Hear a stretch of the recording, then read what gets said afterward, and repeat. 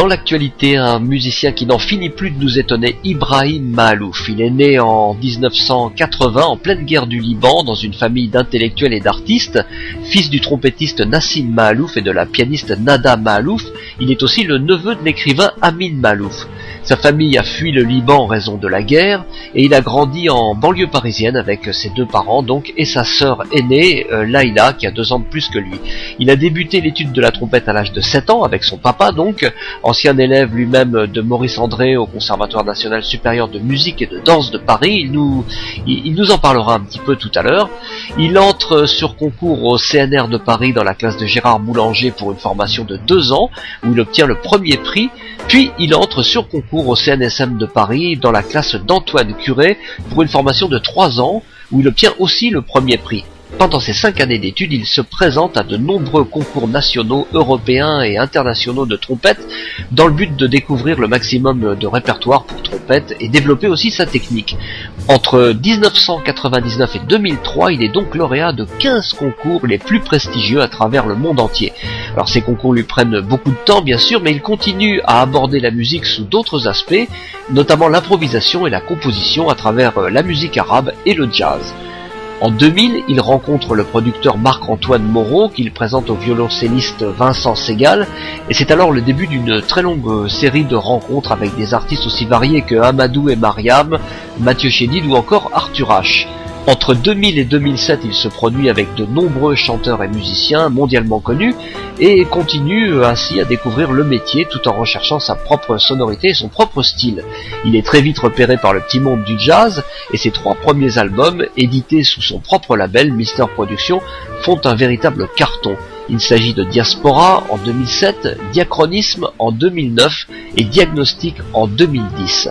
Il vient de sortir un nouvel album aux accents beaucoup plus jazz que les 3 précédents. Ça s'appelle Wind, c'est sorti en 2012, toujours sur son label Mister Productions.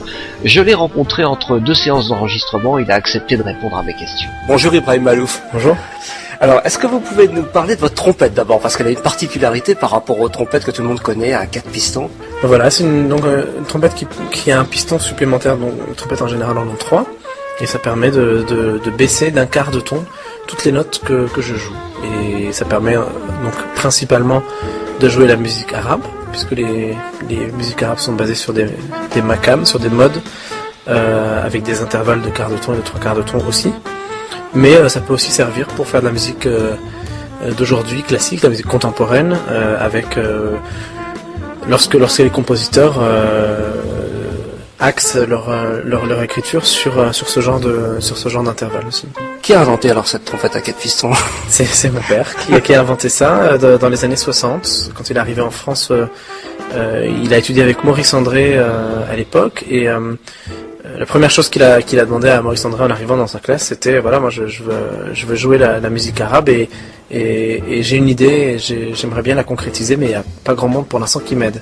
Et Maurice André à l'époque travaillait chez Selmer, qui était le grand fabricant à l'époque de trompettes et qui travaillait avec Maurice sur la conception de trompettes. Et Selmer a donc Maurice André a un peu pistonné mon père chez Selmer en leur disant, c'est pas un jeu de mots, c'est mais c'était quand même. Et j'attendais une réaction, Bob, c'est pour ça. Mais en fait, voilà, ils l'ont encouragé, à aller dans cette démarche-là, en lui fabriquant plusieurs trompettes, plusieurs même cornets, bugles. Et à l'époque, il avait même fait des corps d'harmonie, des tubas, des euphoniums, etc. Et voilà, ça a été un peu le premier gros coup de pouce. Et Maurice André l'a également invité dans une émission à l'époque qui s'appelait Le Grand Échiquier. Et il était invité entre Dizzy Gillespie et je ne sais qui. Il était là, il a fait son impro devant quelques millions de téléspectateurs pour la première fois dans sa vie. C'était un peu vraiment le point de départ de tout ça. Et puis après, il a essayé de mener une carrière plus ou moins réussi dans la musique classique, mais par contre dans tout ce qui concernait l'improvisation, dans la musique arabe et la composition, etc. Il a vraiment fait une très très belle carrière, notamment il a joué avec Férouz, etc. Il a vraiment fait beaucoup de très belles choses. Venons-en au disque maintenant, Wind. Comment est arrivé ce projet? Je crois que c'est une commande au départ pour un film, une musique de film. Exactement, en fait c'était... c'est la Cinémathèque française à l'initiative et le parrainage, si j'ose dire, du Fonds d'Action SACEM, et notamment d'Alexandra Noran-Bonaskira, qui ont eu l'idée de me proposer de composer une musique sur voilà, j'avais le choix entre plusieurs films, il fallait que j'en prenne un, d'un catalogue qui s'appelle le catalogue Albatros, qui appartient à la Cinémathèque, donc la Cinémathèque a les droits, et souhaitait les rééditer. Et donc voilà, on m'a proposé plusieurs films. Donc moi, évidemment, comme mon rêve était de faire de la musique de film, je me suis dit voilà, ça sera ma toute première musique de film, et c'est une musique pour un film muet. Donc c'est vraiment génial génial. C'est en tout cas une expérience à faire, puisque il y a quand même 1 heure et quelques de musique à composer. Donc c'était un challenge. Et puis voilà, on m'a proposé ça. Je me suis attelé à cette tâche avec beaucoup de plaisir, en espérant que parallèlement à l'image et au travail développé par rapport à l'image, la musique serait également exploitable juste pour ce qu'elle est, quoi, pour la musique, et pouvoir en faire aussi un disque pour graver ça aussi pour moi et garder un souvenir de ça. Et puis finalement, voilà, de fil en aiguille, finalement on s'est dit, ça marche bien aussi juste en album, tout simplement, et on a sorti sur mon label. On peut pas s'empêcher de faire la relation, évidemment, au moins le rapprochement avec l'expérience de Miles pour la musique de Ascenseur pour l'échafaud. Est-ce que ça vous a orienté un petit peu dans votre travail? Comment vous avez procédé concrètement pour l'enregistrement de cette musique? C'était pas en live, en direct, en même temps que la projection du film, si? En fait, ce qui s'est passé, c'est que je me suis évidemment beaucoup inspiré de l'environnement musical de Miles de cette époque-là, donc des années 50, etc.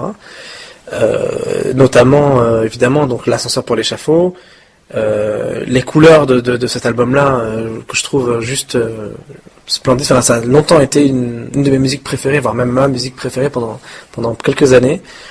Évidemment, toute cette époque, voilà, Kind of Blue, le quintet de cette époque-là, ce son-là, j'avais envie vraiment que ce soit le son de mon album. Je parle d'un point de vue orchestration, si j'ose dire.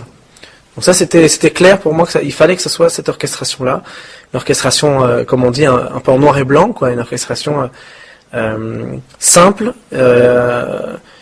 Alors, ça tranche évidemment avec mes précédents albums où je mettais 3-4 ans d'enregistrement en faisant plein d'instruments, beaucoup d'orchestration, etc., très chargé. Là, je voulais vraiment quelque chose de beaucoup plus pur, beaucoup plus simple. Donc ça, c'était première idée. Ensuite, c'est clair que la musique d'Ascenseur pour l'échafaud et sa simplicité, si j'ose dire, la pureté du son de Miles, la simplicité dans le jouage aussi, c'est-à-dire ils se sont pas amusés à faire de la virtuosité ou de rechercher des choses qui sont là pour impressionner. C'était juste simplement beau et avec une certaine.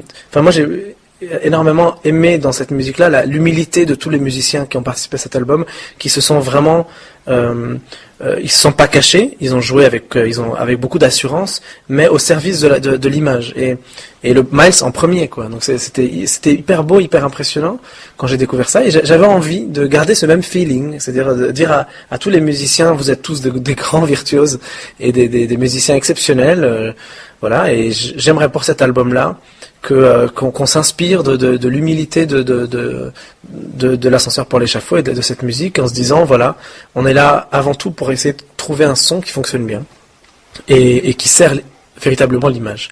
Donc ça s'est fait vraiment comme ça. Et ensuite, par rapport à la composition, parce que c'est ce que vous m'avez demandé surtout, oui. Et la composition, ce qui s'est passé, c'est que j'ai regardé le film la première fois et ça m'a inspiré plein de choses. Et la deuxième fois que je l'ai revu en entier, j'avais mon téléphone avec moi, et en regardant le film, instinctivement j'avais des petites mélodies qui me passaient par la tête, et je les ai enregistrées sur mon téléphone directement avec le record, quoi, du téléphone, avec l'enregistreur du téléphone. Et en fait, ce sont ces musiques-là que j'ai évidemment ensuite harmonisées, etc. Donc je les ai légèrement modifiées, notamment avec l'apport très important de la petite touche de Frank West, qui a amené parfois des ponts ou des harmonies un peu plus développées que les miennes, etc. Et ça c'était très important aussi pour le côté jazz de la musique. Et puis voilà. Et puis en fait après ça, on les a retravaillés avec Franck, comme ça. On les a joués en concert aussi à la Cinémathèque pour la création et la projection du film. Et on a enregistré ça. Et ensuite on les a un peu légèrement retravaillés encore. Puis on les a envoyés aux musiciens. Super, donc c'est pratiquement dans les mêmes conditions que Miles finalement, mais vous étiez tout seul avec votre téléphone. Technologie oblige, on n'est plus dans la même époque. Il y a eu ça, et puis une chose qui m'a aussi beaucoup plu et qui m'a... Enfin, l'expérience de l'enregistrement de cet album a été unique, en tout cas dans ce que j'ai pu faire jusqu'à maintenant. C'est-à-dire que les musiciens avaient les partitions, avaient entendu la musique enregistrée, mais qui n'était pas exactement celle qu'ils allaient jouer, mais globalement ça ressemblait beaucoup. Et j'avais réservé 3 jours de studio à New York pour cet enregistrement, parce qu'il y a 3 New-Yorkais dans l'équipe, donc c'était plus facile d'enregistrer là-bas qu'ici. Et en fait, les 3 jours n'ont servi à pas grand-chose, parce qu'en fait on a quasiment enregistré tout l'album en 2h30, 3 heures. Et j'avais donc j'avais réservé le studio, donc on a profité, on a fait le mix de l'album dans la 2e journée, et la 3e je suis venu et on a fait le mastering. Oh. Donc en fait les 3 jours qui étaient prévus pour l'enregistrement, en fait ont permis en 3 jours de faire tout l'album, tout le travail de son, d'enregistrement, mixage, mastering, etc.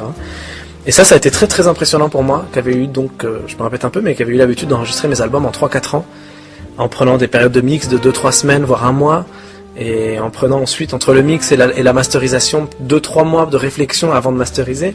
Donc tout ça s'est fait de manière tellement instinctive, tellement presque improvisée aussi, que j'avais très très très peur de ne pas avoir été à la hauteur. Et ça, voilà, j'ai eu beaucoup de doutes pendant cet album.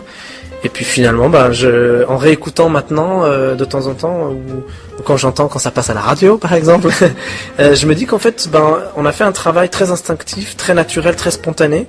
Et finalement, c'est pas plus mal. C'est pas plus mal parce qu'il y a un truc très naturel dans le jeu, dans la manière avec laquelle c'est mixé, etc.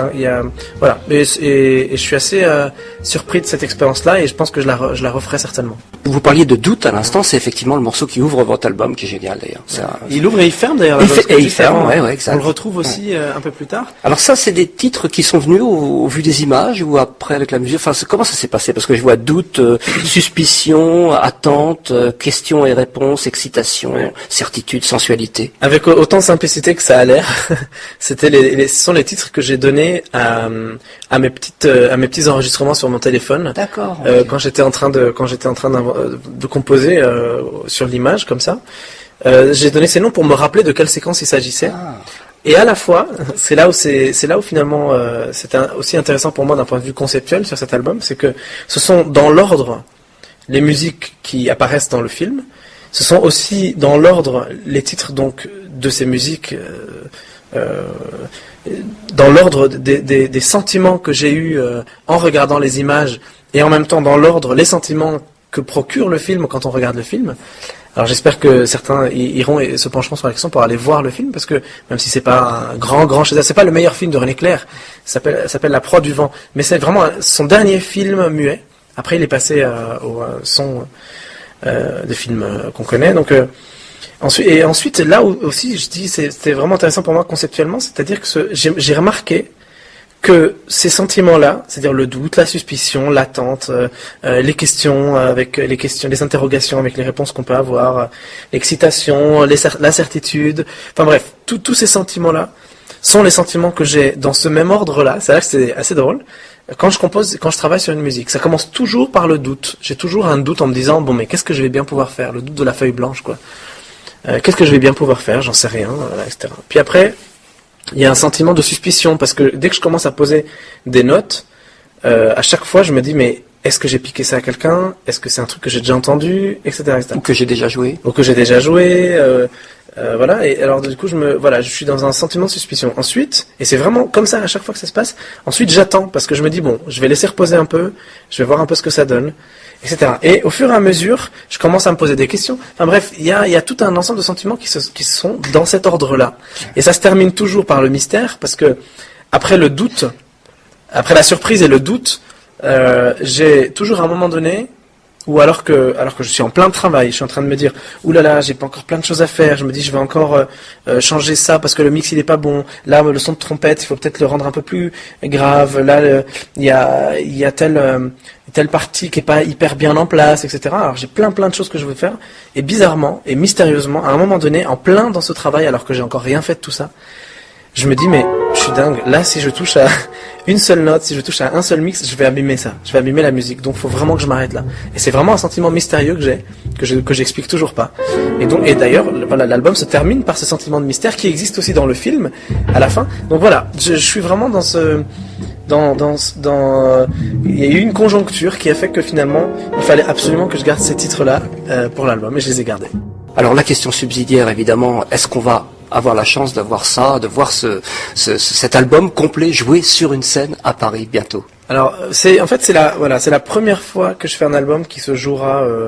Donc évidemment la scène, la musique sur scène et l'album seront différents, mais je suis en effet content de pouvoir pour une fois jouer les musiques d'un de mes albums sur scène, chose qui n'était pas possible avant, et avec vraiment les arrangements quasiment de l'album, etc., avec plus de place à l'impro, etc. Et juste un truc, c'est que entre l'album et la scène, la différence, c'est que Ira Coleman va remplacer Larry Grenadier, puisque Larry est en tournée avec Brad Mehldau. Et après, voilà, sinon, tout le reste sera la même équipe. Le même line-up, et on jouera en effet à Playel le 27 avril, et puis il y a toute une tournée qui commence mi-avril, jusque mi-mai, et ensuite une deuxième qui commencera fin juin et qui se terminera fin juillet. Je vais peut-être pas pousser le bouchon trop loin, mais est-ce que vous avez déjà des projets en cours? Oh là là. En fait, j'ai quasiment terminé donc l'album suivant, et je travaille sur celui d'après. Wow. C'est-à-dire que j'ai toujours eu un peu d'avance sur mes albums. C'est un truc assez particulier. C'est que quand un album sort et que je dois le défendre, je suis toujours à 2 albums plus loin. Donc c'est un sentiment assez sympa, parce que j'ai toujours un peu de recul finalement sur le travail qui a été fait. Et en même temps, j'ai un peu la tête ailleurs. Donc ce qui me permet aussi de switcher même sur scène sur des choses un peu différentes. Mais là, je vais essayer d'être assez respectueux de ce qu'on a fait sur l'album, pour ne pas non plus bousculer toute cette écriture qu'on a faite à 2 avec Franck. Donc voilà, j'essaierai vraiment d'être fidèle à la musique de l'album. Et les prochains, c'est peut-être un peu trop tôt pour en parler. Au moins le prochain. Là, je voudrais pas trop en dire, mais je dirais que là c'était Wind, c'était un peu le vent avant la tempête. Voilà ce que je peux vous dire. Ok, d'accord. Merci beaucoup, Ibrahim Malouf. C'est moi.